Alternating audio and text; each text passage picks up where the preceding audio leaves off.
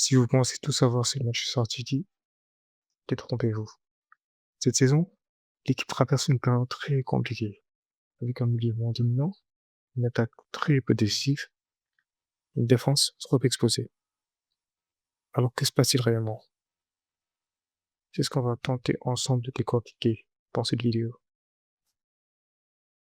Bienvenue sur ma chaîne YouTube par la même occasion sur mon première vidéo.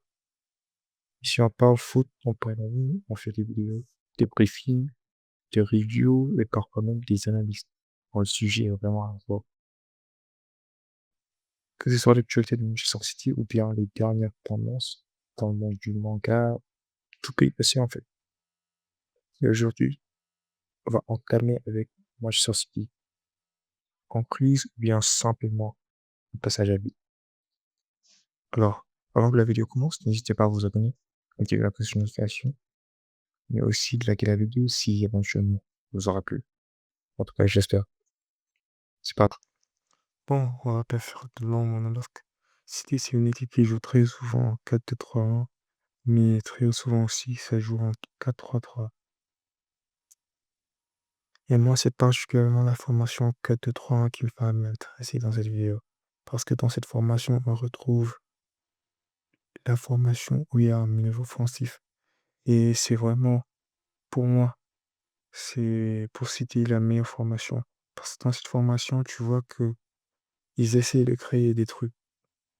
Il y a le milieu offensif et celui qui quitte le jeu. C'est comme si on prend l'autre formation, 4-3-3. Dans cette formation, c'est Rodri qui est la tourne, qui est la tour plutôt, la tour de sol. Et dans l'autre formation, c'est vraiment le milieu offensif. Et c'est pour ça que quand on dit que De Bruyne aussi a été indispensable à l'équipe, c'était bien le cas.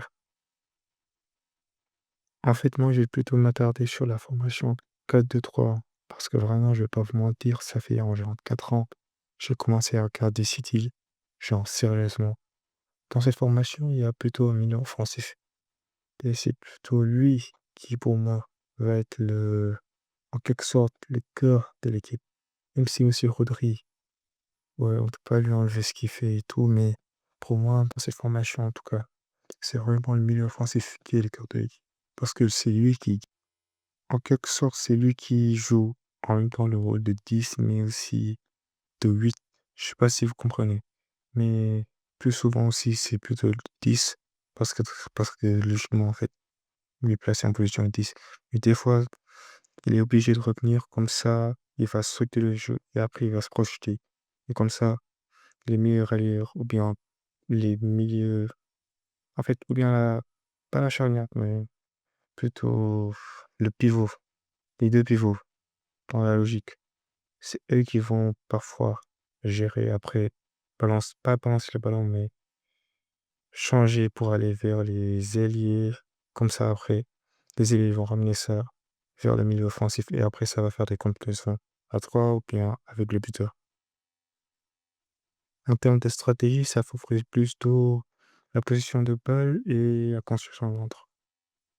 Mais pour approcher les blocs bas, c'est là où vraiment des fois ça rencontre des problèmes. Parce que Manchester City, quand ils affrontent des blocs bas, ils jouent comme les autres équipes, mais t'as capté avec la ligne de City dedans. Et forcément, quand tu City, tu montes, mais tu fais toujours du tic-tac en fait. Mais par contre, les blocs hauts, c'est vraiment, pour moi, c'est le genre de bloc qu'on préfère en tout cas. Parce que dans les blocs hauts, c'est plutôt les latéraux qui montent. Et très souvent, c'est le latéral gauche qui va monter, même si le latéral droit, Guardiola le favorise plus comme euh, quelque sorte un milieu. Et c'est aussi surtout parce que dans les blocs hauts, quand il y a perte de balle directement, ça va saigner. Et aussi parce que quand l'équipe adverse, elle monte, City a plus tendance à jouer passe rapide. Parce que en temps normal, ils font une construction très lente. Mais quand il y a bloc haut, ils favorisent plus les passes rapides qui cassent les lignes et tout. Quand l'équipe elle est pressée, franchement, elle se débrouille très très bien, comme d'habitude en fait. City, c'est vraiment l'un de leurs points forts. Quand ils sont pressés, c'est comme si presque c'est eux qui géraient. Alors qu'en vrai, ils sont pressés. Et quand ils pressent aussi, c'est aussi très bien. Mais par contre, dans les transitions défensives, comme offensives aussi, c'est là où cette saison, il y a vraiment problème. Et pour moi, cette saison, c'est vraiment les deux. Les saisons passées, peut-être tu pouvais dire que dans les transitions défensives, même si c'était pas aussi catastrophique, mais c'était pas aussi tant que ça bien, mais cette saison, c'est vraiment une catastrophe. Et c'est là où les individualités, on devrait les remarquer parce que cette saison, j'ai comme l'impression qu'on les remarque moins. Par exemple, Joshua Guardiola, mais aussi Haaland, même si Haaland, en vrai, depuis qu'il est venu, participe peu au jeu. C'est ça son style de jeu, mais ces saisons, vraiment, on en aurait peut-être besoin qu'il participe un tout petit peu dans le jeu. Mais aussi, Foden qui, vraiment, cette saison, il est en très grande baisse. Très, très avant même. Comme aussi Rodri qui est blessé parce que, voilà, il a un ligament croisé. Du coup, on va pas trop se plaindre à son sujet. Alors, on souhaite juste un bon rétablissement. Et aussi, par ces individualités, c'est là où tu sens comment Rodri manque à cette équipe. Parce que vraiment, Rodri, c'est comme si dans les transitions, surtout défensives, c'est lui qui vraiment gérait et cassait les lignes de passe. Mais aussi, il arrivait à contrôler le ballon et à dégager pour créer des transitions offensives. Mais en vrai aussi, l'un des autres problèmes plutôt de City, c'est vraiment dans les duels aériens, mais aussi pas précisément ça, mais plutôt dans les coups de pied arrêtés. Vraiment là, cette saison aussi, surtout, c'est vraiment cataclysmique. Parce que vraiment, les autres saisons, peut-être tu pouvais compter sur quelques individuels défensifs pour te faire des taf, mais ces saisons, même Ruben Dias, il est en best régime, je dirais. Parce que vraiment, cette saison, on sort grave sur des coups de pied arrêtés. Et pour revenir sur le mastermind derrière tout ça, j'ai nommé Pep Guardiola. C'est vraiment pour moi le meilleur entraîneur de tous les temps. Et cette saison aussi, même si certains peuvent considérer que vraiment, il doit quitter le club et tout, mais en vrai, pour moi, même cette saison, c'est pas vraiment à cause de lui. Même si des fois, vraiment, certains de ses choix, vraiment, même moi, carrément, je peux le dire, certains de ses choix de cette saison, ça me fait un peu mal des fois quand même. Mais en vrai aussi, cette saison, parce qu'il y a des trucs qui lui arrivent, du coup, on peut pas vraiment le plaindre.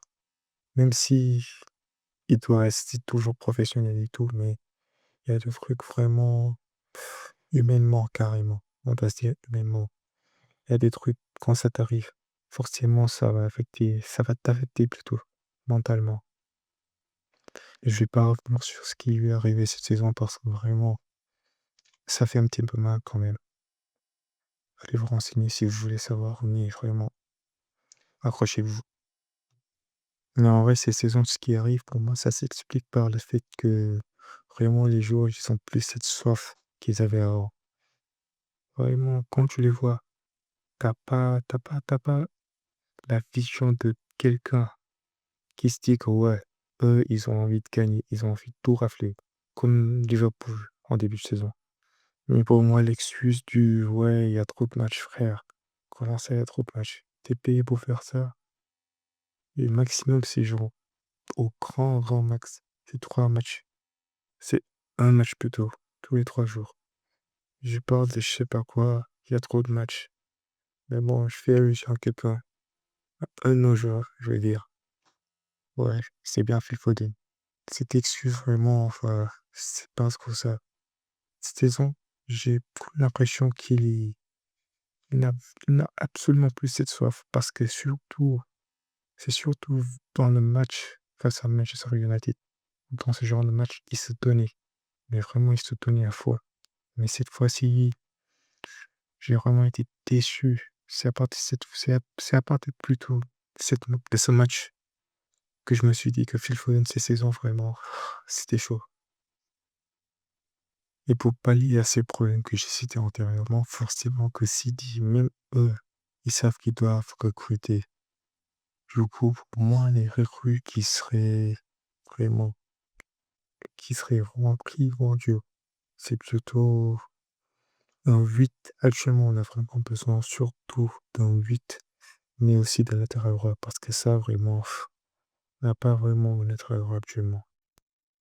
Mais pour moi, Florian Wirtz, ce serait plutôt comme en plus, parce que là, actuellement, pour moi, on a des joueurs déjà très très forts, mais juste qui reviennent à leur meilleure forme. Mais vraiment, pour moi, un but, actuellement, on l'a pas. C'est vraiment pour moi, c'est de ça qu'on a besoin. Parce qu'un 8, imaginez juste un 8 avec Rodri et avec un Phil Foden au milieu de savant. Ça va faire des ravages. Mais en vrai, cette saison, si on arrive à finir dans le top 5, ce serait déjà plutôt très très bien, pour ne pas dire un exploit, parce qu'on part quand même de City. Ou pour la saison prochaine, si on fait des trucs bien, c'est-à-dire Mercato et tout, et que les joueurs reviennent avec cette envie-là, non, pour moi, on pourrait vraiment aller chercher la LDC. Comme chaque année, en fait, j'ai envie de dire. Mais sauf cette année même, c'était vraiment mort. Même si en début de saison aussi, on se disait que City c'était chaud et tout, taper tout le monde, mais vraiment à partir de 2, 3 mois après, c'est là où les problèmes ils ont commencé. Mais j'espère que tout ça va s'arranger la saison prochaine. Ou bien même cette saison, parce que là, au vu des derniers matchs, au vu des derniers matchs plutôt de City, ce qu'on voit, c'est, même si en soi le football, ça reste toujours le football de City, mais on voit vraiment qu'il y a une sorte d'évolution. Parce que comparé au match d'avant, où on se fait taper des 4-0 et tout, franchement, il y a une évolution de fou. Pour la formation, ça doit rester comme ça pour moi. La formation qui doit être privilégiée pour moi, ça devrait être plutôt le 4-3-2-1. Cette formation, vraiment, c'est là où City est le plus créatif. Mais ceux qui veulent dire que Guardiola, il doit s'en aller, franchement, je vous vois. Non, pour moi, il doit pas s'en aller. S'il s'en va, comme je l'ai vu quelque part, je sais plus trop c'était où. Et s'il s'en va, vraiment, on va se mordre les droits. Pour moi, Guardiola, il reste. Même si je vois certains qui disent que Guardiola, il doit partir parce que vraiment, lui aussi, il fait partie du fin de cycle et tout. Mais frère, Guardiola, vraiment, c'est autre chose. Guardiola, c'est le mastermind de cette équipe. Et pour conclure cette vidéo, même si dans cette vidéo, on a analysé très souvent, pas très souvent, mais plutôt majoritairement, les parts négatives de City actuellement, mais je reste toujours optimiste. Surtout aussi pour la saison prochaine.